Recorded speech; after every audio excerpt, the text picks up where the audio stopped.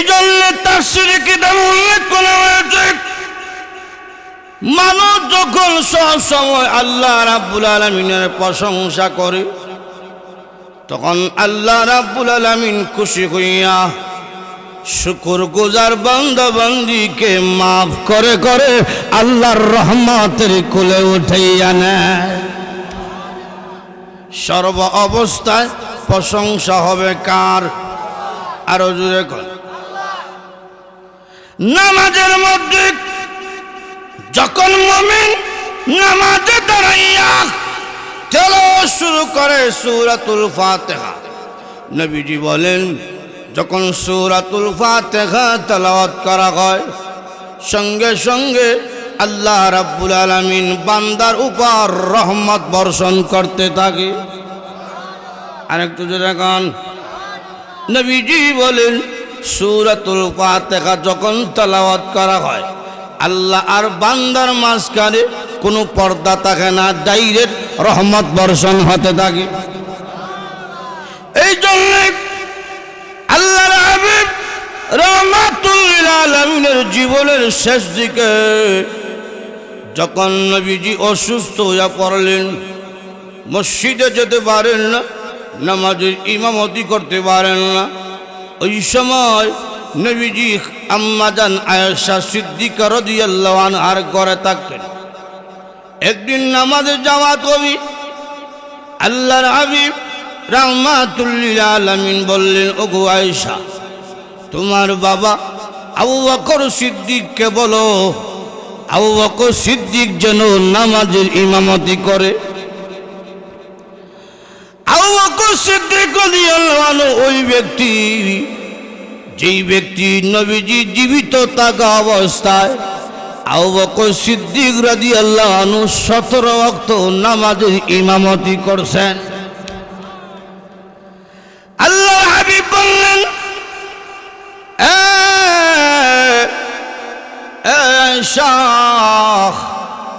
আবু বকরকে বলো আবু বকর যেন নামাজের ইমামতি করে। নবীজি বললেন, নবীজি যখন বলছেন, আয়েশা রাদিয়াল্লাহু আনহা বলেন, ওগো আল্লাহর নবী, আমার বাবা তো আপনাকে বেশি ভালোবাসে। নবী গো, আমার বাবার নামটা আপনি বললেন না, উমরের নামটা বলেন। নবীজি তখন বলছেন, ও আয়েশা, তুমি তোমার বাবাকে চিনতে পারো নাই, আমি আমার আবু বকর সিদ্দিককে যা চিনেছি, পৃথিবীর কেউ আবু বকর সিদ্দিককে ওইভাবে চিনতে পারে নাই। যেরকম সুবহানাল্লাহ। আবু বকর সিদ্দিক রাদিয়াল্লাহু আনহু নামাজ শুরু করে দিলেন। ওই মুসল্লায় নামাজে দাঁড়াইছেন, যেই মুসল্লায় নবীজি দাঁড়াইয়া নামাজ পড়াইতেন, আবু বকর সিদ্দিক রাদিয়াল্লাহু আনহু কান্না শুরু করলেন। নবী সাহাবীরাও কান্না শুরু করছেন। আর মনে হয় নবীজি পিছনে আর নামাজ পড়া হবে না, কান্নার রুল পড়ে গেল মসজিদে। আল্লাহর নবী রাহমাতুল লিল আলামিন ডাকদা বলছেন, ও আয়েশা, আমার মাথা একটু উঁচা করে দেখো, ধরো, আমি মসজিদের অবস্থা দেখতে চাই। এমনি আম্মা জান আয়েশা রাদিয়াল্লাহু আনহা নবীজিকে ধরে উঠাইলেন। নবীজি মাথা মোবারক উঁচু কইরা নামাজের দৃশ্য দেখে মুস্কি হাসি দিলেন, আবার চোখের পানি ছেড়ে ছেড়ে কান্না শুরু করলেন। আম্মা জান আয়েশা বললেন, ওগো নবীজি, আপনি সারা জীবন মুস্কি হাসি দেন, এটা আমার কাম্য, কিন্তু হাসি দিলেন, আবার চোখের পানি ছেড়ে ছেড়ে কাঁদলেন কেন? নবীজি বলেন, ওগো আয়েশা, হাসির পিছনে রহস্য হইল, ওগো আয়েশা, এই জামাত কায়েম করার জন্য তায়েবের জমিনে আমার রক্ত ঝরছে। আল্লাহর হাবিব রাহমাতুল লিল আলামিনের পিঠ মুবারক আম্মা জান আয়েশা রাদিয়াল্লাহু আনহা একদিন সুলকায়া দেয়। সুলকায় যখন পিঠ মুবারক তাকিয়া দেখলেন কালো কালো কয়েকটা দাগ দেখা যায়। নবীজিকে মা আয়েশা বলেন, ওগো নবীজি, কোনোদিন দেখি নাই একটা গামাসি হতে আপনার শরীর মুবারকে। ওগো নবীজি, কোনোদিন দেখলাম না একটা মশা মাছি কামড় দিতে, কিন্তু কয়েকটা কালো কালো দাগ দেশে দেখা যায়। এটা কিসের গো? নবীজি বলেন, ওগো আয়েশা, ওই যে তায়েফের যুবকরা আমাকে টার্গেট করে পাথর নিক্ষেপ করেছিল গো, আর রক্ত ঝরেছিল, ওই পাথরের আঘাতের দাগ এখনো কালো হয়ে বিদ্যমান আছে। সূরাতুল ফাতিহা এমন একটি ফজিলতপূর্ণ সূরা, পরিপূর্ণ সূরা হিসাবে এই সূরাতুল ফাতিহা সর্বপ্রথম নাজিল হয়। আর সর্বপ্রথম ওহী সূরাতুল আলাকের প্রথম ৫খানা আয়াত নাজিল হয়েছিল সর্বপ্রথম। আর পরিপূর্ণ একটি সূরা, কমপ্লিট একটি সূরা হিসাবে সূরাতুল ফাতিহাই সর্বপ্রথম নবীর কাছে নাজিল হয়েছিল। জোরে কোন সুবহানাল্লাহ। সূরাতুল আলাকের প্রথম ৫খানা আয়াত সর্বপ্রথম নাজিল হয় হেরা গুহায়। যেই হেরা গুহার মধ্যে আল্লাহর হাবিব রাহমাতুল্লিল আলামিন ধ্যানমগ্নতায় থাকতেন, আর খাদিজাতুল কুবরা রাদিয়াল্লাহু আনহা ওই গুহায় গিয়া দৈনিক নবীজির খাবার পৌঁছাইতেন। জোরে কোন সুবহানাল্লাহ। ৪০ বছর একদিন যখন অতিবাহিত হয়, তখন নবীর কাছে সূরাতুল আলাকের প্রথম ৫খানা আয়াত নাজিল হয়েছে। মুসলিম শরীফে হাদিস উল্লেখ করা হয়েছে, নবীর সামনে জিবরাইল রেশমি কাপড় দিয়া, রেশমি কাপড়ের মধ্যে সূরাতুল আলাকের ৫খানা আয়াত লেখা। জিবরাইল বলছেন, ইকরা, আপনি পড়ুন। নবী তখন বলেন, মা আনা বিকারি, আমি পড়তে জানি না। কোন নবী রাসূল পৃথিবীর কারো কাছে লেখাপড়া করেন নাই। নবীগণের ডাইরেক্ট উস্তাদের নাম হইল আল্লাহ। যা শিখাইছেন দুনিয়ার কেউ না, নবীদেরকে শিক্ষা দিয়েছেন কে? একটু জোরে বলেন। যখন জিবরাইল ৩ বার বলছেন ইকরা, এরপরে চাপ দিয়েছেন সিনার সাথে সিনা লাগায়া, ইকরা বিসমি রাব্বিকাল্লাযী খালাক, আপনি পড়ুন আপনার রবের নামে। খালি পড়লই তো না, আমরা যেসব ঘোড়া আছে, আডিমা ডিম ডিম, তাদের খাড়া 2টা শিং, মাঠে ভারের ডিম, কথার সামনে বাস্তবে কোনো মিলই নেই। কথা কোন ঠিকই না। যাদের খাড়া শিং আছে এরা ডিম ভারেনি, আর যারা ডিম ভারে এরা শিং আসেনি, কোনো বাস্তবে মিল নাই। কথা কোন ঠিক কিনা? হাসায় কয় হাসি, হাস্যে কয় হাসা, এই নিয়ে হাসাহাসি করে খানাখানি, কোনো মিল আছে?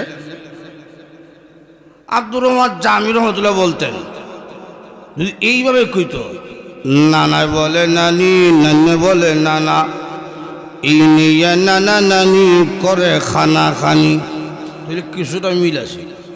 কথা কোন ঠিক। আর আনসারী রহমতুল্লাহ আলাইহি একদিন বলছিলেন, তারা বানাইছে একটা, আমিও আর একটা। দাদা বলে দাদি, দাদি কয় দাদা, এই নিয়ে দাদা দাদি করে ভাদা ভাদি। তার একটা যদি মিলে আমারটা মিলিত না। কথা কোন ঠিক কিনা? কয় একটা, বাস্তব আর একটা। এগুলো হলে কখনো মানুষ সংশোধন হওয়ার কোনো আশা নাই। কথা কোন ঠিক কিনা? জিবরাইল বলছেন, ইয়া রাসূলুল্লাহ পড়ুন আপনার রবের নামে। যখন বলছেন পড়ুন আপনার রবের নামে, তখন একসাথে সূরাতুল আলাকের ৫খানা আয়াত নবীজি পড়ছেন। জোরে কোন সুবহানাল্লাহ। আল্লাহর হাবিব রাহমাতুল লিল আলামিন হেরা গুহা থেকে যখন বের হইয়া বাড়ির দিকে নবীজি রওনা দিয়েছে, সামনে যত পাথর পড়েছে প্রত্যেকটা পাথরের জবান থেকে আওয়াজ আসছে, আসসালাতু ওয়াসসালামু আলাইকা ইয়া রাসূলুল্লাহ। সামনে যত বৃক্ষ পড়েছে সব বৃক্ষ বলেছে, আসসালাতু ওয়াসসালামু আলাইকা ইয়া রাসূলুল্লাহ। নবীকে পাথর সালাম দেয়, নবীকে বৃক্ষরাজি সালাম দেয়। আল্লাহর হাবিব রাহমাতুল লিল আলামিনকে জিবরাইল সিনার সাথে সিনা লাগাইয়া চাপ দেওয়ার কারণে নবীজির শরীর মোবারকে প্রচণ্ড জ্বর উঠে গেছে। আল্লাহর হাবিব রাহমাতুল লিল আলামিন হুজরা শরীফে গিয়ে ডাক দিলেন, ইয়া খাদিজা তো জাম্মিলুনি জাম্মিলুনি, ও খাদিজা আমাকে কম্বল দ্বারা আবৃত করা হোক। কম্বল দ্বারা আবৃত করা হইল। নবীজি ডাকতে বললেন, খাদিজা কে একটা এসেছিল হেরা গুহায়, আমাকে সজোরে চাপ দিছে, প্রচণ্ড জ্বর উঠে গেছে। খাদিজা গো মনে হয় বেশি দিন বাঁচব না, আমার পিছনে মনে হয় কোনো জিন্নাত লেগে গেছে। খাদিজাতুল কুবরা রাদিয়াল্লাহু আনহা বলেন, আল্লাহর নবী গো ক্ষতি করতে পারে না। আর একটু জোরে কোন সুবহানাল্লাহ। খাদিজাতুল কুবরা রাদিয়াল্লাহু আনহা ডাক দে বলছিল, আবুল কাসেম আপনি চিন্তা করেন না, আমার একজন চাচাতো ভাই আছে, ওয়ারকা ইবনে নওফল তাওরাত কিতাবের বড় আলেম, উনার কাছে যাই চলেন। গেলেন তাওরাত কিতাবের আলেমের কাছে, গিয়া ডাক দিলেন, হে আমার চাচাতো ভাই তাওরাত কিতাবের আলেম, শুনুন, আমার স্বামীর মুখ থেকে বক্তব্য শুনুন। নবীজি তখন বললেন, হেরা গুহার মধ্যে আমি ধ্যানমগ্নতা ছিলাম, একজন আসলো, বুকের সাথে বুক লাগাইয়া চাপ দিল, কি যেন আমারে পড়াইয়া গেল। এমনি তাওরাত কিতাবের আলেম বলল, ওগো মুহাম্মদ, যিনি এসেছিলেন তিনি হইলেন ফেরেশতা কুল সম্রাট হযরত জিবরাইল, যার কাজে এসেছিলেন তিনি আজ থেকে শুধু মুহাম্মদ নয়, তিনি আজ থেকে মুহাম্মাদুর রাসূলুল্লাহ। যা নিয়ে এসেছিলেন ঠিক সেগুলো হইল ওহী, আল্লাহর কুরআন। যেরকম সুবহানাল্লাহ। আপনি এখন থেকে নবুয়তের দাওয়াত দেন, নবুয়ত পাপ আপনি। তো নবীজি ডাকতে বলছেন, খাদিজা তাহলে সর্বপ্রথম তুমি আমার কালেমা পড়ো। খাদিজাতুল কুবরা কোনো প্রশ্ন করলেন না, দেরি করলেন না, সঙ্গে সঙ্গে পড়ে নিলেন, লা ইলাহা ইল্লাল্লাহ মুহাম্মাদুর রাসূলুল্লাহ। খাদিজাতুল কুবরা বলেন, ওগো আল্লাহর নবী, আমি সঙ্গে সঙ্গে কালেমা পড়ে নিলাম। আল্লাহর হাবিব রাহমাতুল লিল আলামিন ডাকতে বলছেন, ও খাদিজা, দুনিয়ার কোন স্ত্রী এত সহজে স্বামীকে মানে না। কথা কোন ঠিক না? যত ভিড় আসে খুব সবলিয়া দেখেন, এখনো বউরে মুড়ি ধরতে পারছে না, সব জায়গা ফিরে কিনা সব না।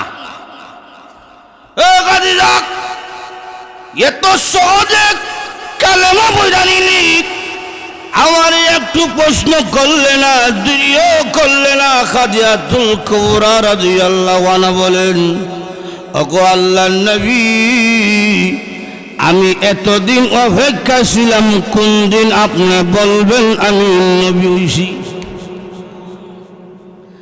খাদিজা তুমি কেমনে জানো? খাদিজাতুল কুবরা রাদিয়াল্লাহু আনহা বলেন, ওগো আল্লাহর নবী, আমি একদিন ঘুমেছিলাম, ঘুমের ঘরে আমি স্বপ্নে দেখি আকাশের পূর্ণিমার চাঁদ আমার কোলের মধ্যে এসে বৈশা গেছে। স্বপ্নের ব্যাখ্যা জানার জন্য আমি গেলাম তওরাত কিতাবের আলেম ওয়ারকা ইবনে নওফেলের কাছে। ওয়ারকা ইবনে নওফেল জানার পরে বলল, ওগো খাদিজা, তওরাত কিতাব যদি সত্য হয়ে থাকে তাহলে আমি বলি ওইটা আকাশের পূর্ণিমার চাঁদ নয়, এটা হইল আমেনার পূর্ণিমার চাঁদ। নবী হইয়া সর্বপ্রথম তোমার কোলেই উদয় হবে। ওগো আল্লাহর নবী, শুধু তাই নয়, আপনার যখন আমার ম্যানেজার ছিলেন, ব্যবসার ম্যানেজার ছিলেন, তখন আমার গোলামের মুখ থেকে আপনার অনেক বর্ণনা আমি শুনছি। কি বর্ণনা? ওগো নবীজি, আমার ম্যানেজারকে বললাম, কিরে ম্যানেজার, মুহাম্মদকে, কিরে আমার গোলামকে বলছিলাম, এ আমার গোলাম মুহাম্মদকে যেদিন থেকে আমি ম্যানেজার বানাইলাম ওই দিন থেকে আমার লাভ, ব্যবসা শুধু লাভ বাড়তেছে, বিষয় কি? আমার গোলাম বলছিল, ও খাদিজা, আপনার ম্যানেজার এমন কোন ম্যানেজার, সাধারণ কোন ম্যানেজার না। আপনার ম্যানেজার এমন একজন ম্যানেজার যিনি মার্কেটে মাল কেনার জন্য যখন যায় তখন সমস্ত মার্কেটের মালের দাম কমে যায়, আবার যখন বিক্রি করার জন্য যায় তখন সমস্ত মার্কেটের মালের দাম বাইরে যায়। আমরা কিনি কম দামে, বিক্রি করি বেশি দামে। সুবহানাল্লাহ। এ খাদিজা, আপনার ম্যানেজার যেমন তেমন ম্যানেজার নয়। আপনার ম্যানেজার এমন একজন ম্যানেজার, আমি একদিন লক্ষ্য করে দেখলাম আপনার ম্যানেজার মুহাম্মদ যখন তিনি রোদের মধ্যে ঘর থেকে বের হয়, হাতের মধ্যে কোনো ছাতা নাই, আকাশের মেঘমালা আপনার ম্যানেজারের মাথার মধ্যে এসে ছায়া দিয়া ধরে। খাদিজাতুল কুবরা রাদিয়াল্লাহু আনহা বললেন, গো আল্লাহর নবী, তখন থেকে আমি অপেক্ষায়, কোন দিন আপনি বলবেন গো খাদিজা আমি নবী হইছি, এটা তো আমি আগ থেকেই জানি। এই জন্য কোনো দেরি করলাম না, প্রশ্ন করলাম না। আকাশের নিচে জমিনের উপরে একজন মহিলা আছে যিনি কোনো প্রশ্ন করে নাই, প্রশ্ন ছাড়াই কালেমা পড়ে মুসলমান হয়ে গেছে। খাদিজাতুল কুবরা রাদিয়াল্লাহু আনহা বিনা প্রশ্নে কালেমা পড়ে মুসলমান হয়েছে। এই জন্য মহান আল্লাহ রব্বুল আলামিন খাদিজাতুল কুবরা রাদিয়াল্লাহু আনহাকে সালাম দিছেন। একটু জোরে কোন সুবহানাল্লাহ। আল্লাহ সালাম দিছে, এটা সাধারণ কোনো বিষয় না। কথা কোন ঠিক কিনা? তো লক্ষ্য করে দেখেন, সূরাতুল আলাক ফাসখানা আয়াত নাযিল হইল, কিছুদিন ওহী আসা বন্ধ, এখন আর আইতেছে। হঠাৎ করে নবীজি একদিন দেখতেছেন আকাশের নিচে জমিনের উপরে নূরের মিম্বরে বৈশা উপর থেকে একজন ডাকতেছে, ইয়া মুহাম্মদ। রসুল ভয় পেয়ে গেছে, নূরের মিম্বরে বইয়া আকাশের নিচে তাকিয়া যদি কেউ আমরা ডাক দেয়, ইয়া জাফর, এই ডাক শুনলে কি কাপড় ঠিক থাকবো? নবীজি ভয় পেয়ে গেছে। নবীজি গেলেন গিয়া কইলেন, খাদিজা আমার পিছনে কিছু একটা আসে, আর নইলে আকাশের নিচে জমিনের উপরে মিম্বরে বইয়া কে আমার ডাকতো। খাদিজাতুল কুবরা আবার গেছেন তৌরাত কিতাবের আলেমের কাছে, গিয়া বললেন, তৌরাত কিতাবের আলেম শুনেন আমার স্বামী বক্তব্য, একজন আকাশের নিচে বইয়া আমার স্বামীর ডাকে। তখন নবীজি কথা শুনলেন। ওয়ারকা ইবনে নওফেল বললেন, এ খাদিজাতুল কুবরার স্বামী, আর যদি কোনোদিন আপনাকে ডাক দেয় তখন আপনি ভয় পাইবেন না, ভয় না হইয়া আপনি পিছনে তাকাইয়া ডাক দিয়েন, উনারে কিছু কইয়েন যে আমার ডাকেন কেন, এই কথা বললেন। আমার মনে হয় তৌরাত কিতাবে বলে তিনি হযরত জিবরাইল। আর একটু জুড়ে কোন সুবহানাল্লাহ। একদিন নবীজি বলতেছেন, খাদিজা ওই দেহ মিম্বরে বইয়া ডাকতেছে। খাদিজাতুল কুবরা রাদিয়াল্লাহু আনহার মাথার মধ্যে কাপড়, নবীকে বলতেছেন এখন দেখা যায়নি, দেখা যায়। কাপড় ফালাইছেন, মাথার কাপড়, চুল বেরিয়ে গেছে। এখন নবীজি বলতেছেন এখন দেখা যায় না। খাদিজাতুল কুবরা বলছেন ইয়া রাসূলুল্লাহ, আমি নিশ্চিত মাথার কাপড় ফালাইলে যেহেতু তাকে, কাপড় পালাইলে যেহেতু চলে যায়, আর মাথার কাপড় থাকলে যেহেতু উনি তাকে, উনি রহমতের ফেরেশতা জিবরাইল। মাথার কাপড় ফালাইলে উনি চলে যায়, এই সময় তো আসার কথা জিন্না তুইলে, কথা কোন ঠিক কিনা আপনি বলবেন না। তো একদিন ডাকতেছে ইয়া মুহাম্মদ, নবীজি এখন আর ভয় পায় না। ভয় না ভাইয়া, জিজ্ঞেস করতেছে আপনি শুধু ডাক দেন কেন, কিছু বলতে পারেন না? তখন জিবরাইল বলছেন ইয়া রাসূলুল্লাহ, আমি তো আপনাকে ডাক দিতেছি, আপনি ভয় পান কেন? আল্লাহ আমাকে প্রেরণ করছেন, এমন একটা ফজিলতপূর্ণ একটা সূরা আপনার কাছে নাজিল করা হবে, আর সহ্যভাবে যেন নাজিল করি, সাধারণ কোন একটা সূরা না।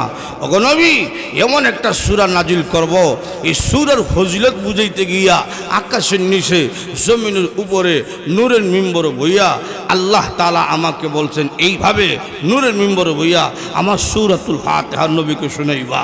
সূরাটা বড় একটা অসাধারণ একটা সূরা, এমন একটা সূরা যেই সূরা তেলাওয়াত করলে পুরা কুরআন কারীম তেলাওয়াত হয়ে যায়। ওগো নবী, 5 আয়াত না 2 আয়াত না, পরিপূর্ণ কমপ্লিট একটা সূরা আপনার কাছে নাজিল হবে। তখন জিবরাইল নূরের মিম্বরে বইয়া সূরাতুল ফাতিহা নবীকে শুনাইছেন। একটু জোরে কোন সুবহানাল্লাহ। এই সূরাতুল ফাতিহা নাজিল হইল।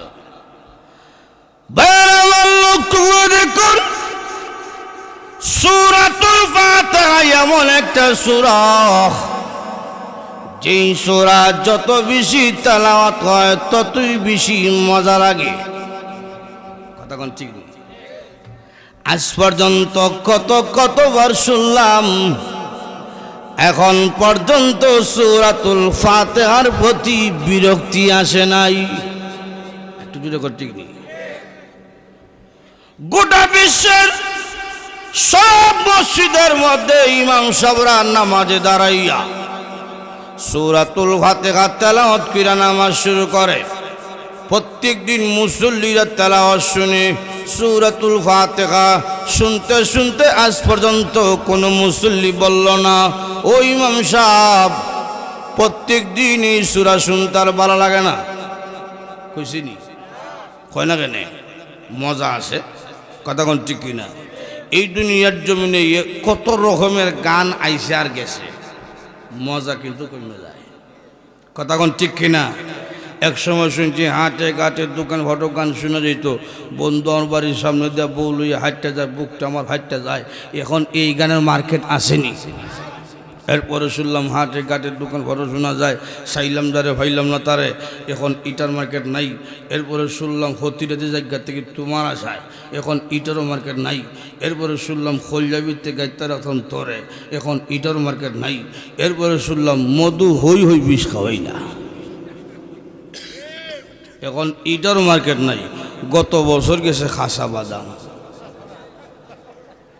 এই বছর গেছে কালা কালা সাদা সাদা। কথা কোন ঠিক কিনা? মজা রয়েছে নি? কিন্তু আল্লাহর কোরআন ১৫০০ বছর আগে নাজিল হয়েছিল, আজও কোরআনের মজা কমে নাই, কিয়ামত পর্যন্ত কোরআনের মজা কমবে না। যে হয় ঠিক না? এই সূরাতুল ফাতিহা যতই শুনে ততই মজা। গ্রামের ইমাম সাহেবের মুখে শুনছে সূরা ফাতিহা, এটা এক মজা।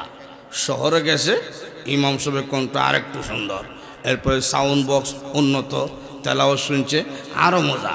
বাইতুল মুকাররম গেছে আরেকটু উন্নত, আরও মজা। যখন হেরাম শরীফের তেলাওয়াত শুনে তখন বোঝা যায় সূরাতুল ফাতিহা যেন আজকে নাজিল হইছে। কথা কোন ঠিক কিনা? এই সূরা যতই শুনে ততই মজা। এই সূরাতুল ফাতিহার মধ্যে আল্লাহ তাআলা সব রোগের ঔষধ দিয়ে দিয়েছেন। আর একটু জোরে কোন সুবহানাল্লাহ।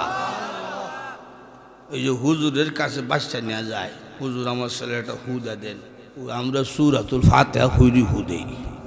সুবহানাল্লাহ জোরে কোন। আরো অনেক কিছু আছে, সব কইতাম না, সব কইলে তো আমরা ফজিলত কমে যাইব।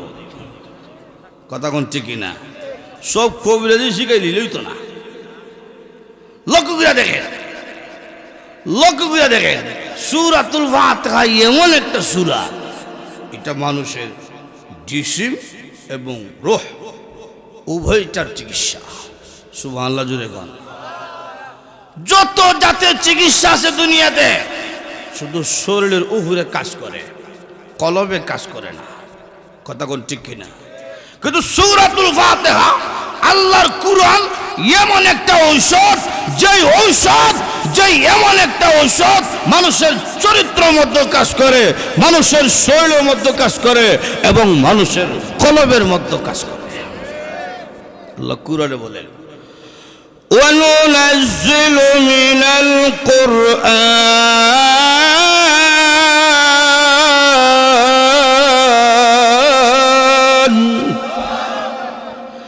مَا هُوَ شِفَاءٌ।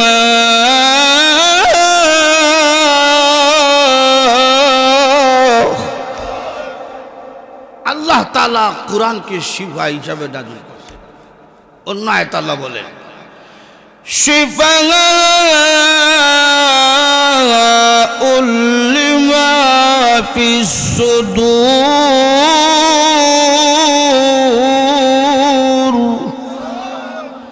মানুষের কলবের মধ্যে যত রোগ আছে, চুরি করার রোগ, ডাকাতি করার রোগ, জিনা করার রোগ, এরপরে ধর্ষণ করার রোগ, দুর্নীতি করার রোগ, যত জাতের রোগ আছে সব রোগের ঔষধের নাম হইল আল্লাহর কোরআন।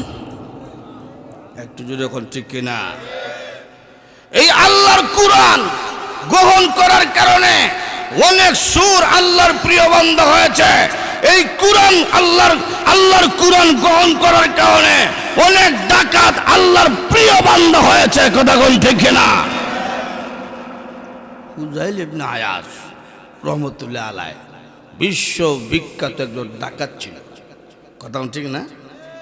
কিন্তু আল্লাহর কোরআন এমন একটা মেডিসিন, যখন তেলাওয়াত শুনছেন চরিত্র পরিবর্তন হইয়া আল্লাহর প্রিয় বান্দা হয়ে গেছে। ডাকাতের সর্দার ছিল, ডাকাতের সর্দার হইল মানুষ বালা, মাথায় টুপি দিত, পাঞ্জাবি হরত, নবী সুন্নত। সুবহানাল্লাহ জুড়ে গেল। একদিন ডাকাতি করার জন্য উনার তো প্রসিদ্ধ ডাকাতির জায়গা, যেই রাস্তা বা যেই জায়গা ডাকাতি হয় এটা প্রসিদ্ধ হয়ে যায়। উনি ওনার জায়গার মধ্যে বইয়া রয়েছে, সাগরিদদেরকে ছাড়ছে ভাড়া মহল্লায়, আর উনি নামাজের মুসল্লা দাঁড়াইছে। সারা রাত সাগরিদরা ডাকাতি করে, এবার নামাজ পড়ে। এখন এক মুসাফির ব্যক্তি যাইতেছে, এখন যখন যাইতেছে সন্ধ্যা হয়ে গেছে, এখন কইল সামনে তো ডাকাতি জায়গা, এখন আর যাওয়া আমার জন্য নিরাপদ না, জায়গা পাহাড়ে গিয়া দেখে একজন ব্যক্তি নামাজ পড়তেছে। তো ভাবলো যেই জায়গায় ফুজাইলে না আসার মতো লোক থাকে, এই জায়গায় দেখা যায় আল্লাহর একজন ওলিও আসে, আর আসলে এবারেই ফুজাইলে না আসে। তখন কইল আমার কাছে টেকাটা টাকা নিরাপদ না, এই হুজুরের কাছে টেকা দেয়া দিই, টেকাটা নিরাপদ থাকবে। দেখো হুজুর ফুজাইলে না আয়াস আমার ধরতে পারে, কিন্তু আপনার ধরতে না, আপনার কাছে দেয়া দিই। হুজুর না আয়াস করে ঠিক আছে, আমার যায় নামাজের নিচে রেখা দেয়। বেটা নামাজ পড়তেছে, হ্যাঁ বেটা দূরে গিয়ে বসে। রাত যখন শেষ হয়েছে, এমনি দেখা যায় সাগরিদরা সোনা দানা টাকা পয়সা গাটি গুটি লইয়া আইতেছে। এবারে হুজুর এমনি আয়াস ইটা দেখিয়া এই কেন বইয়া খায়, বাঘেরা তো বকরি বাগি দিছি, এখন কি করি? বয় ভাইয়া ভাইয়া গিয়া কয় উস্তাদ আপনি যদি দেন তাহলে নিন, আর না লাগতো না, আপনি দিলে নিতাম।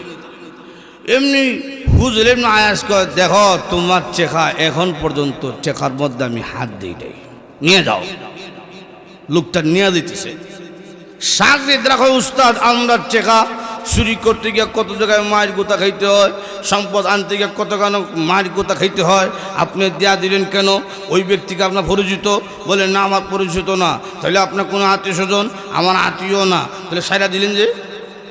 সাইরা দেওয়ার কারণ হইল এই ব্যক্তি আমার মাথায় টুপি এবং পরনে পাঞ্জাবি দীক্ষা মনে করছে আমি একজন অলি, একজন হুজুর, এই জন্যে আমার কাছে টাকা আমানত দিছে। এখন যদি এই লেবা শুয়ে আমি ডাকাতি করি, তাহলে কোনোদিন যদি ফাঁকরিওয়ালা দেখে, টুপিওয়ালা দেখে, পাঞ্জাবিওয়ালা দেখে, তখন এই লোক দেখলেই কইব এটা ফুজাইল ইবনে আয়াসের লোক আইতেছে। আমি খারাপ হতে পারি, কিন্তু আমার নবী সুন্নতের কলঙ্ক হতে আমি দিতে পারি না। আল্লাহ ডাক ডাকো ফেরেশতারা, ফুজাইল ইবনে আয়েশার নামটা আমার বন্ধুদের তালিকার মধ্যে উঠিয়ে দাও, উঠিয়ে দাও। উঠানো হয়ে গেছে, কি যাইতেছে বাড়ির দিকে, রাস্তায় শুনে এক কারি সাহেবের ঘর থেকে কুরআনের তেলাওয়াত আসতেছে। সুবহানাল্লাহ, জোরে কর তেলাওয়াত। ألم يأن للذين آمنوا أن تخشع قلوبهم لذكر الله।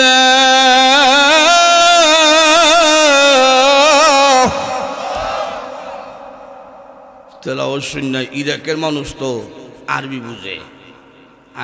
আল্লাহ কইতেছে এই আয়াতে, এখনো কি মুমিনের সময় হইছে না আল্লাহর দিকে ফিরে আসার? আর কত ডাকাতি করবি, আর কত চুরি করবি, আর কত পাপাচার করবি? এই কত শূন্য বুঝলে না। আয়াস কয় কারি সব মনে হয় আমারই কইতেছে। সামনে না গায়া পড়ছে কারি সাহেবের ঘরে, দরজা খোলেন। কারি সাহেব কয় নাম কি? আমার নাম ফুজাইল। উস্তাদ খালি কুরআন আছে আর কিচ্ছু নেই। দরজা কর। কারি সাহেব বাবলো দরজা খুললে না দিল বেটা বাঙ্গালে।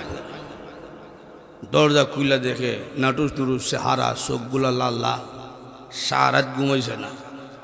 নাটুস নুরুস চেহারা, ডাকাত ডাকাতি চেহারা দেখি কয় লা ইলাহা ইল্লা আনতা।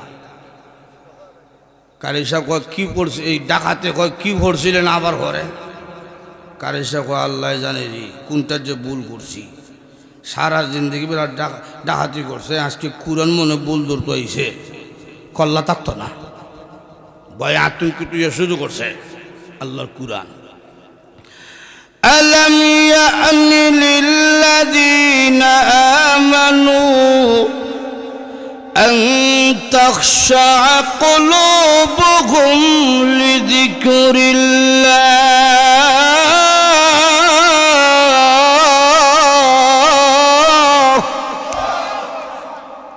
তাকায়া দেখে ফুজাইল ইবনে আয়াস মারবে দূরের কথা, ওনার চোখ থেকে পানির নহর জারি হয়ে গেছে। হে কারি সাহেব, আল্লাহ রাব্বুল আলামিন ঠিকই তো বলেছেন আর কত নাফরমানি করবি। ও কারি সাহেব, জিন্দেগি অধিকাংশ সময় কাটিয়ে দিলাম আল্লাহর নাফরমানি করে।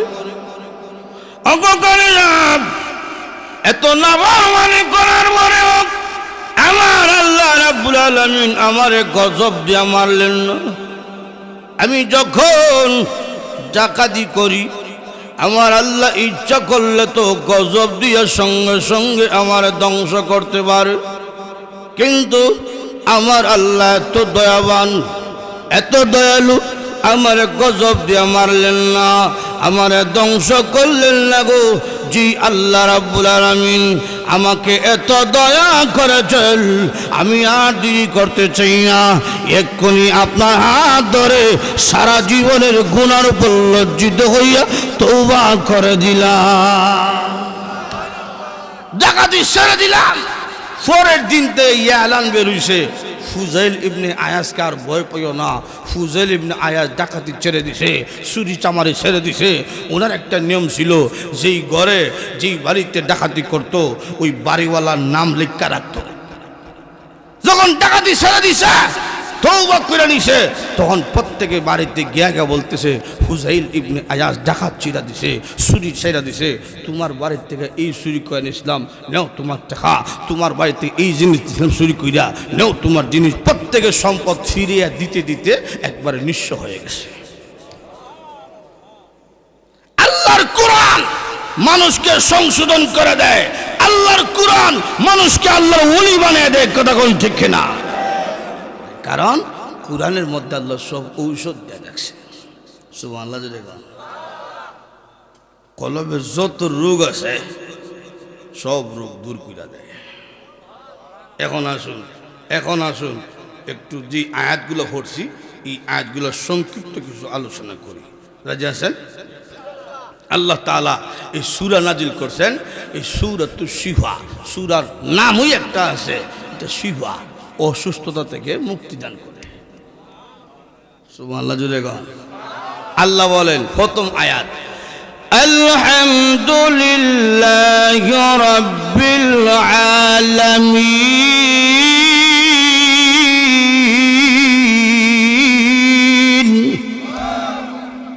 সমস্ত প্রশংসা কার? আরো জুড়ে গান। মানুষ যখন যেই জিনিসের প্রশংসা করে, যে কোনো জিনিসই প্রশংসা হোক, মূলত আল্লাহর প্রশংসা হয়ে যায়। কলা মিষ্টি গলা খায়া কয় আলহামদুলিল্লাহ, কলাটা বড় মজা রে, এই যে কলাটা বড় মজা রে, মজা ঢুকিয়ে দিছে কে? একটু জোরে গান। প্রতিটা জিনিসের প্রশংসা যদি মানুষ করে, মূলত আল্লাহর প্রশংসা হয়ে যায়। সুবহানাল্লাহ। জোরে গান। এই জন্য তাফসীরে কিতাব উল্লেখ করা হয়েছে, মানুষ যখন সব সময় আল্লাহ রাব্বুল আলামিনের প্রশংসা করে, তখন আল্লাহ রাব্বুল আলামিন খুশি হইয়া শুকরগুজার বান্দা বান্দীকে মাফ করে করে আল্লাহর রহমতের কোলে উঠাইয়া নেয়। সর্ব অবস্থায় প্রশংসা হবে কার? আরো জোরে কর। নামাজের মধ্যে যখন মুমিন নামাজে দাঁড়াইয়া তেলাওয়াত শুরু করে সূরাতুল ফাতিহা, নবীজি বলেন যখন সূরাতুল ফাতিহা তেলাওয়াত করা হয়, সঙ্গে সঙ্গে আল্লাহ রাব্বুল আলামিন বান্দার উপর রহমত বর্ষণ করতে থাকে। আরেকটু জোরে গান। নবীজি বলেন সূরাতুল ফাতিহা যখন তেলাওয়াত করা হয়, আল্লাহ আর বান্দার মাঝখানে কোনো পর্দা থাকে না, ডাইরেক্ট রহমত বর্ষণ হতে থাকে। এই জন্য আল্লাহর হাবিব রাহমাতুল লিল আলামিনের জীবনের শেষ দিকে যখন নবীজি অসুস্থ হয়ে পড়লেন, মসজিদে যেতে পারেন না, নামাজের ইমামতি করতে পারেন না, ওই সময় নবীজি আম্মা জান আয়েশা সিদ্দিকা রাদিয়াল্লাহু আনহার ঘরে থাকতেন। একদিন নামাজে যাওয়া কবি আল্লাহর হাবিব রাহমাতুল লিল আলামিন বললেন, ওগো আয়েশা, তোমার বাবা আবু বকর সিদ্দিককে বলো আবু বকর সিদ্দিক যেন নামাজের ইমামতি করে। আবু বকর সিদ্দিক রাদিয়াল্লাহু আনহু ওই ব্যক্তি, যেই ব্যক্তি নবীজি জীবিত থাকা অবস্থায় আবু বকর সিদ্দিক রাদিয়াল্লাহু আনহু 17 ওয়াক্ত নামাজের ইমামতি করছেন। আল্লাহর হাবিব বললেন,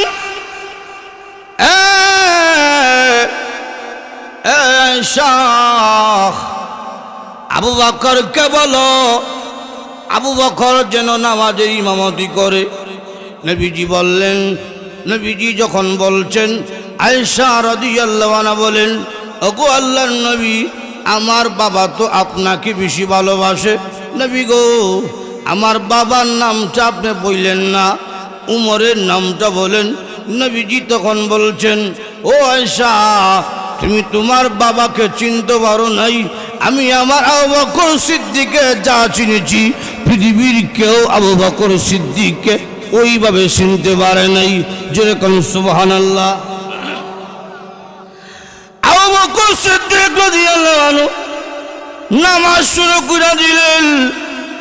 ওই মুসল্লায় নামাজে দাঁড়াইছেন, যেই মুসল্লায় নবীজি দাঁড়াইয়া নামাজ পড়াইতেন, আবু বকর সিদ্দিক রাদিয়াল্লাহু আনহু কান্না শুরু করলেন। নবী সাহাবীরাও কান্না শুরু করছেন। আর মনে হয় নবীজি পিছনে আর নামাজ পড়া হবে না, কান্নার রুল পড়ে গেল মসজিদে। আল্লাহর নবী রাহমাতুল লিল আলামিন ডাকদা বলছেন, ও আয়েশা, আমার মাথা একটু উঁচা করে দেখো, ধরো, আমি মসজিদের অবস্থা দেখতে চাই।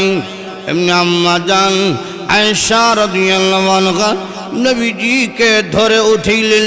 নবীজি মাথা মোবারক উঁচু কইরা নামাজের দৃশ্য দেখে মুস্কে হাসি দিলেন, আবার চোখের পানি ছেড়ে ছেড়ে কান্না শুরু করলেন।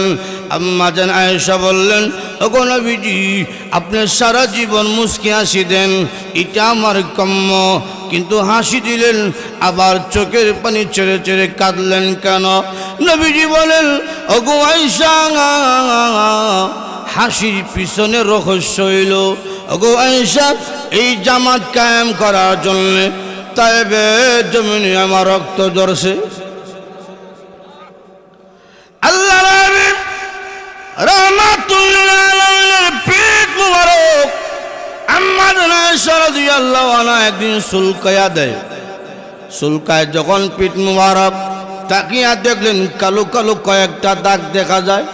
নবীজিকে মা আয়েশা বলেন, ওগো নবীজি, কোনোদিন দেখি নাই একটা গামাসি হতে আপনার শরীর মুবারকে। ওগো নবীজি, কোনোদিন দেখলাম না একটা মশা মাছি কামড় দিতে, কিন্তু কয়েকটা কালো কালো দাগ দেশে দেখা যায়, এটা কিসের গো? নবীজি বলেন, ওগো আয়েশা, ওই যে তায়েফের যুবকরা আমাকে টার্গেট করে পাথর নিক্ষেপ করেছিল গো, আর রক্ত ঝরেছিল, ওই পাথরের আঘাতের দাগ এখনো কালো হয়ে বিদ্যমান আছে। আল্লাহ নবী রাহমাতুল লিল আলামিন কি পরিমাণ রক্তাক্ত হয়েছিলেন তায়েফের জমিনে, সামাইলে তিরমিজির মধ্যে উল্লেখ করা হয়েছে। নবীজির রক্ত এমনভাবে ঝরছে, পায়ের জুতা মুবারক হারাম এবং পায়ের চামড়া মুবারক এবং জুতা মুবারকে রক্তে চোট লেগে গেছে। আল্লাহ নবী রাহমাতুল লিল আলামিন এদেরকে বলছিলেন, ইয়া আইয়ুহান নাস, হে লোক সকল, বলো লা ইলাহা ইল্লাল্লাহু মুহাম্মাদুর রাসূলুল্লাহ। নবীজি তাদেরকে জান্নাতের দিকে আহ্বান করলেন, কিন্তু তায়েফের ওই বড় বড় যুবকরা নবীকে পাথর দিয়ে আঘাত করা শুরু করলো। নবীজির সাথে ছিলেন যায়েদ ইবনে হারেসা রাদিয়াল্লাহু আনহু। তিনি বলেন, আল্লাহর হাবিব রাহমাতুল লিল আলামিন রক্তাক্ত হইয়া গেলেন, দাঁড়াতে পারেন না, নবীজি বসে যায়। আল্লাহর হাবিব রাহমাতুল লিল আলামিন তিনবার বসে গেলেন, বেঈমান কাফেররা তিনবার উঠাইয়া আর মারে। নবীজি এরপরে অজ্ঞান হইয়া পড়ে গেছে। কাফেররা মনে করছে নবীজি মনে হয় দুনিয়ার জমিন থেকে বিদায় হয়ে গেছে, এই মনে করে কাফেররা বিদায় নিয়ে চলে গেল। কিছুক্ষণ পরে আল্লাহর হাবিব রাহমাতুল লিল আলামিনের জ্ঞান ফিরে এসেছে। নবীজি ডাক দিয়ে বললেন, রে যায়েদ, আমি দাঁড়াতে পারি না, আমি বিশ্রাম নিব, আমার চাদর কানা নাও, চাদর দিয়া রক্তগুলা মুছতে থাকো, রক্তকে জমিনে পড়তে দিও না। যায়েদ ইবনে হারেসা রাদিয়াল্লাহু আনহু চাদর মুবারক দিয়া রক্তকে মালিশ করে রক্তকে মুছতেছেন। কিছুক্ষণ পরে বললেন, ওগো নবীজি, রক্ত মুবারকের চাদর কানা একেবারে ভিজিয়া গেছে, আর চাদর রক্ত চোষণ করে না। এমনি আল্লাহর হাবিব রাহমাতুল লিল আলামিন হাত মুবারক দিয়া রক্তকে মালিশ করেন, যেন রক্ত জমিনে না পড়ে।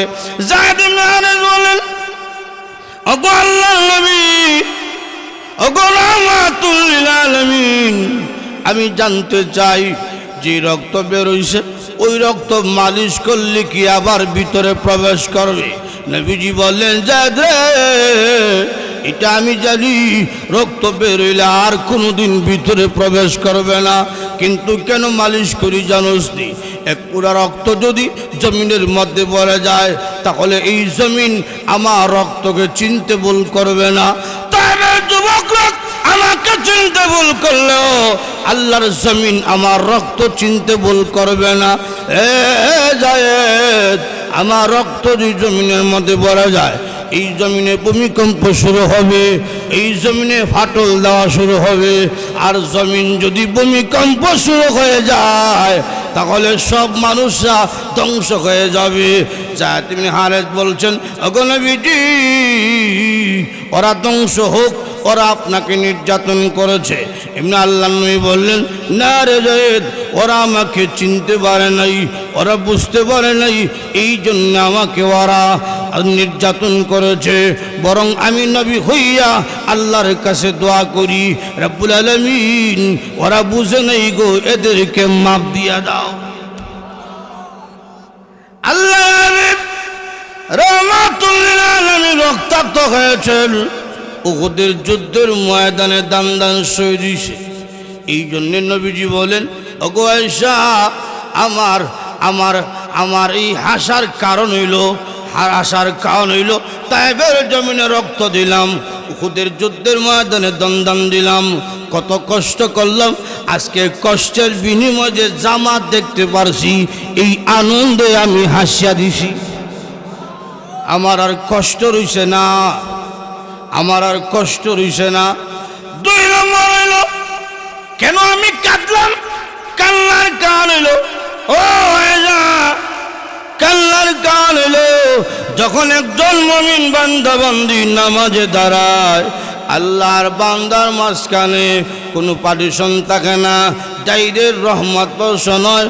ওগো আয়েশা, আমি যে জীবনের শেষ নামাজটা জামাতে দাঁড়াইতে পারলাম না, রহমত থেকে যে বঞ্চিত হয়ে গেলাম, এই জন্যে আমি কান্না করি। এখন চিন্তা করেন, আল্লাহর হাবিব রাহমাতুল লিল আলামিন নামাজ না পড়লে গুনাহ হবে, এইরকম না? কথা কোন ঠিক না? এরপরও নবীজির কান্না, আর আমাদের কোনো নামাজের সাথে সম্পর্কই নাই। কথা কোন ঠিক নেই? নামাজের সাথে কোনো সম্পর্ক নাই। এমনও নামাজই আছে শুধু জুম্মার নামাজ আসেনি, এমনও ভাইছি কোনো জুম্মাও নাই, খালি ঈদের নামাজ। আর এক বেটার তো চাকরি গেছিল গা, এক ইমাম সাহেবের বেনমাজির বিরুদ্ধে ওয়াজ কইরা। ইমাম সাহেব ওয়াজ করছে, মহল্লায় ওয়াজ হইতেছে, তো ইমাম সাহেব বয়ান দিছে, উন্নত মসজিদ বানিয়ে কি তুই তো নামাজের সময় নামাজি নাই, সব বেনমাজিরা জাহান্নামী। নামাজ না বললে কি হয়েছে? জাহান্নামও যাইতে কিন্তু রাজি না। কথা কোন ঠিক কিনা? যখন ইমাম সাহেব কইছে সব বেনমাজিরা জাহান্নামী, এমনি একটা দাঁড়িয়ে গেছে, ইমাম সাহেব 10 বছর দিয়ে আমরা গ্রামে আপনি ইমামতি করেন, আমাদের ভাত খাইয়া আপনি আমাদেরকে জাহান্নামে দেবেন? ইমাম সাহেব আমার চাকরি গেছে। ইমাম সাহেব আর কৌশল বলা ছিল, ইমাম সাহেব এটা তোরা তো দেখছি মাঝে মধ্যে জুম্মার নামাজ পড়বো। জি হুজুর, আমি মাঝে মধ্যে জুম্মা করতে যাই। তা আমি তো কৌশল বেনামাজি, তুই তো দেখা যায় জুম্মার নামাজি, বহ তুই না, এটা বই গেছে। আর একটা তার এখন জুম্মার নামাজও করি না, আপনার জাহান্নামী কবেন কেন? ইমাম সাহেব কয়, তুই কি তা ঈদের নামাজও খরচ না? তো যে বছর 2 বার লাগাল ভাই, এটা কি না হলে চলে? আমি ঈদের নামাজি। ইমাম সাহেব কত, আমি তো কিছু বেনামাজি, তুই তো দেখা যায় ঈদের নামাজি, বেটা তুই না। আর একটা দ্বারা আমি জুম্মার নামাজও করি না, ঈদের নামাজও করি না, আপনি আমাকে জাহান্নামী কবেন কেন? ইমাম সাহেব কয়, তুই কি তা গত বছর যে তোর বাবার জানাজা আসিল, তুই জানাজা পড়ছিলে না তো মারা যাওয়ার সময়? জি হুজুর, বাবা জানাজা পড়ছি তো। তো আমি তো কিছু বেনামাজি, তুই তো দেখা যায় জানাজার নামাজি, বহ তুই না। এইগুলো আমরা আমলের অবস্থা। কথা কোন ঠিক কিনা? আর তুই যদি কন আর লেবাসের অবস্থা তো কুই লাভ নাই। সিরা ফ্যান পড়ছে, সিরা ফ্যান বুঝা কয় ফ্যাশন। কথা কোন ঠিক কিনা? আটুর নিচে সিরা। প্রথম তো ভাবছিলাম কুত্তার কামড়, গরিব ছেলে কিনতে পারছে না, করে শুনি না এটা কুত্তার খবর না, এটা নাকি ফ্যাশন। তো এখন তুই কয় ফ্যাশন, আল্লাহ জানে কোন দিন ফ্যান কুললেই হইলে ফ্যাশন। আর এখন দেখছি কুলার কাছাকাছি, আগে ছিল আঁটুর নিচে সিরা, এখন দেখছি আঁটুর উপরে সিরাইছে, অফিসের কাছাকাছি। কথা কোন ঠিক কিনা? এই অবস্থা কেন? আজকে আমাদের নবীর সাথে সম্পর্ক নাই, আজকে আমাদের মসজিদের সাথে সম্পর্ক নাই, নামাজের সাথে সম্পর্ক নাই। কথা কোন ঠিক কিনা? যখন মুমিন নামাজে দাঁড়াইয়া সূরা ফাতিহা তেলাওয়াত করে, ডাইরেক্ট আল্লাহর রহমত বর্ষণ হতে থাকে। আলহামদুলিল্লাহি রাব্বিল আলামিন। সমস্ত প্রশংসা কার? আল্লাহ নবী রাহমাতুল লিল আলামিন বলেন, যখন মুমিন খাবার শুরুতে বিসমিল্লাহ কইল, খাবার শেষে আলহামদুলিল্লাহ কইল, বিসমিল্লাহ আর আলহামদুলিল্লাহর মাঝখানে আল্লাহর বান্দা বান্দি যা খাইছে, কিয়ামতের কঠিন ময়দানে মহান আল্লাহ এর হিসাব নিবেন না। বিসমিল্লাহ আর আলহামদুলিল্লাহ কওয়ার কারণে আমি মাফটা দিলাম। এই জন্য খাবার শুরুতে বিসমিল্লাহ কইব তো ইনশাআল্লাহ। ভাত খাইবেন কি বলবেন? পানি খাইবার সময় বিসমিল্লাহ, কলা খাইবার সময়, আপেল খাইবার সময়, কমলা খাইবার সময়, সুদ খাইবার সময়, উস ঠিক আছে। খাবার শুরুতে বিসমিল্লাহ আর খাবার শেষে আলহামদুলিল্লাহ, ঠিক আছে। যখন নিয়ামত খাইয়া আল্লাহর নিয়ামতের কৃতজ্ঞতা প্রকাশ করবে, মহান আল্লাহ কিয়ামত বছরে আমল নিয়া হাসরের মাঠে দাঁড়াবে। কয়শো বছরে আমল? 500 বছরে আমল নিয়ে দাঁড়াইছে হাসরের মাঠে। আল্লাহ তাকে বলবেন, কিরে আবেদ আলী, জান্নাতে যাবি? কহ, জান্নাত যাওয়ার জন্য তো আমলই করছি, দয়া করতেইব না? আমার আমল আছে। যার আমল নাই তাকে আপনি দয়া করেন। এটি হলো আবেদ, আলেম না। আলেম বুঝে আল্লাহর দয়া কারে কয়। কথা কোন ঠিক কিনা? আল্লাহ দেখছো কারবারটা, ঠিক আছে, এটা চক্কর যায় হাসরের মাঠ। হাসরের মাঠ চক্কর দিতে গেছে। এখন দাদা সূর্যের গরমের নিচে তামার গরমে গলা শুকাইয়া কলজা শুকিয়ে গেছে। এখন কতই কইতে পারে না, কোনো রকম কয় ফানি ফানি, মুখে যে কথা আয় না। আল্লাহ একজন ফেরেশতা বাড়াছেন পানি গ্লাস দিয়া, তার সামনে পানি নিয়ে চক্কর দেয়। তো পানি দেখছে ফেরেশতা চক্কর দিতেছে, পানিওয়ালা কয় সিল্লি মারিস না, এটা তোমার নাসিরনগরে চাষটেলের দোকান না, সিল্লি মারো, এটা হাসরের মাঠ। জি ভাই, 1 গ্লাস পানি দেন। 1 গ্লাস পানির মূল্য 500 বছরের আমল। বেটার 500 বছরের আমল আসেনি? আছে? ও জি ভাই নেন, দেন। 1 গ্লাস দিছে যখন মুখ, রমজান মাসে লম্বা দিন হইলে প্রচণ্ড গরমের সময় দেখবেন 1 গ্লাস মুখ দিলে ভিতর ঠান্ডা হয় না, 2-3 গ্লাস পানি করতে হয়। আর ইফতারের সময় পানি খাইয়া হয়, খালি পানি মজা লাগে। হাঁসরে মারলে যখন 1 গ্লাস মুখ দিছে, এমনি কয় মুখই বিচ্ছে না, খোলজা ঠান্ডা হইতে কেমনি, ভাই আরেক গ্লাস দেন না। ফেরেশতা কয় আমল আসেনি? আমল নাই। আপনার কাছে আমল নাই, আমার কাছে পানিও নাই, সবর কইরা লাও।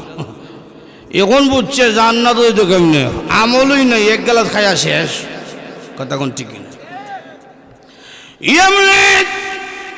আল্লাহ রাব্বুল আলামিন বলবেন, বান্দারে,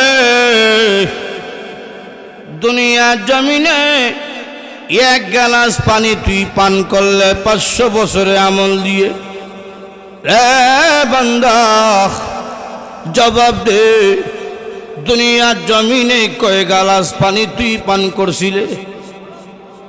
রে বান্দা জবাব দে, কয় গ্লাস পানি দিয়া তুই গোসল করছিলে? রে বান্দা জবাব দে রে, কয় গ্লাস পানি দিয়া তুই খেত কামার করছিলি? এমনি ডাক রব্বুল আলামিন আপনার দয়া মায়া সারা হিসাব দেওয়া সম্ভব না। এমনি আল্লাহ বলবেন, বান্দারে তোর ঈমান আছে, নেক আমল ছিল, এই জন্যে তোর উপর আমি দয়া করলাম। যারে বান্দা যা, আমি আল্লাহ তোকে জান্নাতে যাওয়ার অনুমতি দিলাম। এই জন্যে আল্লাহর দয়াময় ওই ব্যক্তির উপর হবে যেই ব্যক্তির নিয়ামত খাইছে, আল্লাহর প্রশংসা করছে ওই ব্যক্তির উপর। এই জন্যে এশার সময় রাত্রেবেলা খাইলো কিন্তু ঘুমাইলো না, ঘুমাইছে, এশার নামাজ হলো না, তার মতন অকৃতজ্ঞ আর কেউ নাই। যদি খাইলে খাওয়ানটা কার নিয়ামত, রাত্রে ঘুমের একটা পরিবেশ, এটা কার নিয়ামত? আল্লাহ কয় ইটি নিমো কারাম। কথা কোন ঠিক কিনা? এই জন্যে আলহামদুলিল্লাহ রাব্বিল আলামিন, সর্ব অবস্থায় প্রশংসা হবে কার? সুখে দুঃখে সর্ব অবস্থায় প্রশংসা হবে কার? বেমার হইরা গেছে, হুজুর নামাজ পড়ি, রোজা রাখি, সুদ খাই না, ঘুষ খাই না, কিন্তু আল্লাহ আর কেউ দেখে না, সব বেমার দিলে আমারে। এরকম কিছু আসেনি? সুখে দুঃখে সর্ব অবস্থায় প্রশংসা হবে একমাত্র আল্লাহ। সুখে দুঃখে সর্ব অবস্থায় প্রশংসা করতে পারি, তখন নবীজি বলেন ওই শুকর গুজার বান্দা জান্নাতে যাওয়া ওয়াজিব হয়ে যায়। আমার লক্ষ্য করে দেখুন, মুসা পয়গম্বর, উনার এক জমানার এক আবেদ বান্দা ছিল, শত শত বছর হায়াত পাইছে, 1000 বছর হায়াত পাইল। 1000 বছর হায়াত পাইয়া একদিন মুসা নবীকে ডাক ডাকায়, ও মুসা পয়গম্বর, আমি যে আল্লাহর গোলামি করলাম, আল্লাহ রাব্বুল আলামিন এর বিনিময় আমারে কি দিব? আমি কি জান্নাত পাইব? মুসা নবী কয়, আল্লাহকে জিজ্ঞেস করব। তিনি চলে গেলেন তুর পাহাড়ে। তুর পাহাড়ে যাওয়ার পরে বললেন, প্রভু গো, তোমার ওই বান্দা জানতে চায় তাকে কি পুরস্কার দিবেন? আল্লাহ ডাক দেখো, তাকে আমি জাহান্নাম দিব। সারা জিন্দেগি গোলামি করছে, আর আজকে আল্লাহ জাহান্নাম দিব। মুসা নবী তারে গিয়া কয়, আল্লাহ কইছে জাহান্নাম দিব। জাহান্নাম শুনিয়া আমরা তো উইতাম, গালি মারতাম, কিন্তু ওই ব্যক্তি কয় আলহামদুলিল্লাহ, সুবহানাল্লাহ। যেই মাত্র শুকরিয়া আদায় করেছে, এমনি শুনে গাইবি একটা আওয়াজ আকাশ থেকে আসে, বান্দারে আমি পরীক্ষা করেছিলাম, জাহান্নামের সংবাদ পাওয়ার পর তোর অবস্থা কি হয়? এখন দেখি দুঃখের জীবন পাওয়ার পর আমারই প্রশংসা কর। যারে বান্দা যা, আমি আল্লাহ তোকে জান্নাতে যাওয়ার ঘোষণা কইরা দিলাম। সর্ব অবস্থায় প্রশংসা হবে কার? রাখলাম প্রথম আয়াত, এরপরে দ্বিতীয় আয়াত কইয়া আমার বয়ান শেষ।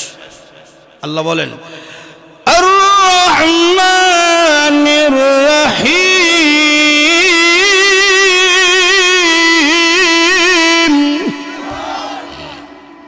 সমস্ত প্রশংসা ওই আল্লাহর যিনি রহমান, যিনি রহিম, আল্লাহর পরিচয় তুলে ধরতেছেন, যেরকম সুবহানাল্লাহ। রহমান হইল পরম দয়ালু, এটা হইল দুনিয়ার জন্যে, দুনিয়ার জন্যে আল্লাহ রহমান, দুনিয়ার জন্যে, কথা কোন ঠিক কিনা? আর রহিম এটা হলো পরম দয়ালু, এটা যে কেমন দয়া আল্লাহ, রহিম দয়ালু পরিপূর্ণ দয়ালু, এটা কিয়ামতের কঠিন ময়দানে এই রহিম নামক দয়ালুটা কিয়ামতের কঠিন ময়দানে প্রকাশিত হবে। আর দুনিয়ার জন্য হইল আল্লাহ রহমান, যে নামাজ পড়ে তারও আল্লাহ খাওয়ায়, যে নামাজ পড়ে না তাকেও আল্লাহ খাওয়ায়। কেন খাওয়ায়? তিনি রহমান। রহিম এটা পরিপূর্ণভাবে প্রকাশ হবে হাসরের মাঠে। আল্লাহ ইচ্ছা করলে গুনাহগার যে ঈমান আছে, এরকম গুনাহগারকে আল্লাহ তাআলা দয়া কইরা জান্নাত দান করবে। এক দুর্বল ঈমানদারকে আল্লাহ বলেন, যা তুই জাহান্নামে যা, জাহান্নামে গিয়ে নিক্ষেপ। আল্লাহ বলতে দেরি হইছে, জাহান্নামে পড়তে দেরি হইছে না। আল্লাহ বলবেন উঠে আনো, এই ফেরেশতা তারা ধরে আনো, আনোইছে। তোরে বললাম জাহান্নামে পড়ার জন্য, সঙ্গে সঙ্গে পুরা গেলে যে আল্লাহ দুনিয়ার জমিনে নামাজ পড়ছি না, তুমি বলছো কিন্তু পড়ছি না, রোজা রাখছি না, নাফরমানি করছি। আর হাসরের মাঠে আপনি বলার সঙ্গে সঙ্গে পড়ে গেছে, এই জন্য জিন্দিগি বড় তো নাফরমানি করছি, কমপক্ষে আজকে যদি হুকুমটা মাইনা লই আপনার দয়া লাগতে পারে। আল্লাহ যা তোর কথা শুনে সত্যি দয়া লাগে গেছে, যা যা দিলাম। আর থেকে আল্লাহ রাব্বুল আলামিন বলবেন, বান্দা রে তোর ঈমান আছে কিন্তু আমল নাই, জাহান্নামের মধ্যে যা। সামনে এক কদম দে, পিছনে 3 কদম দে। সামনে এক কদম যা, আবার পিছনে 3 কদম যা, তাকায়। আল্লাহ বলবেন, রে ফেরেশতারা একে আমার কাছে আনো। যখন আনা হবে এমনি আল্লাহ রাব্বুল আলামিন বলবেন, বলছিলাম জাহান্নামে যাওয়ার জন্যে 1 কদম সামনে দেশ, 3 কদম পিছনে দেশ, কারণ কি? এমনি ডাক দেখায় রব্বুল আলামিন 3 বার কদম পিছনে দিয়ে, এর কারণ হইল আমি তো জানি গো তুমি হইলে রহমান, তুমি হলে রাখিব। সামনে যাই আবার পিছনে কইরা তাকাই জন্য আমি অপরাধীর চেহারা দেখলে তোমার মায়া লাগতে পারে। কেন মায়া লাগতে পারে? তুমি না রহিম। হ্যাঁ রাব্বুল আলামিন, আমি অপরাধীর চেহারা দেখলে তোমার দয়া লাগতে পারে, এই জন্য আমি ফিরা তাকাই। আল্লাহ রাব্বুল আলামিন বলেন, ঠিকই রে বান্দা, তোর কথা শুনিয়া তোর চেহারা দেখে আমার কাছে দয়া লাগিয়া গেল। যারে বান্দা যা, তোর জিন্দেগির অপরাধ মাফ করে করে আমি আল্লাহ তোকে জান্নাতে যাওয়ার অনুমতি দান কইরা দিলাম। এই জন্যে সব সময় আল্লাহর গোলামি করব। আল্লাহর প্রতিটা নিয়ামত খেয়ে ভোগ বিলাস করলে আল্লাহর নিয়ামতের কৃতজ্ঞতা প্রকাশ করব। রাজি আছেন? আরো রাজি আছেন? রাজি থাকতে পারি কিয়ামতের কঠিন ময়দানে আল্লাহর দয়া থেকে আমাদেরকে বঞ্চিত করবেন না। সূরাতুল ফাতিহা শিক্ষা হইল বান্দা বান্দি পরিচয় দেওয়া, আল্লাহর পরিচয় দেওয়া এবং বান্দার চাহিদা প্রকাশ করা। সূরাতুল ফাতিহার শুরুতে এটা আল্লাহর প্রশংসা করলাম। আর আল্লাহ হইলেন উনি যে তামাম পৃথিবীর পালনেওয়ালা, তিনি ওই আল্লাহর জন্যে সমস্ত প্রশংসা।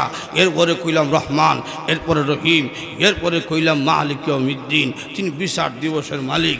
এই কথা কইয়া এর পর্যন্ত বান্দা হইতেছে ইয়্যাকা না'বুদু ওয়া ইয়্যাকা নাস্তাঈন। আল্লাহ তোমার গোলামি করব, তোমার কাছে সাহায্য চাইতেছি, চাইতে থাকবো, তোমার গোলামি করতেছি, করতে থাকব। একটি বান্দা পরিচয় দিল, পরিচয় দিয়া আল্লাহ ঠিক আছে তুই কি সাহায্য চাইবে চাইলা। তখন কয় ইহদিনাস সিরাতাল মুস্তাকিম।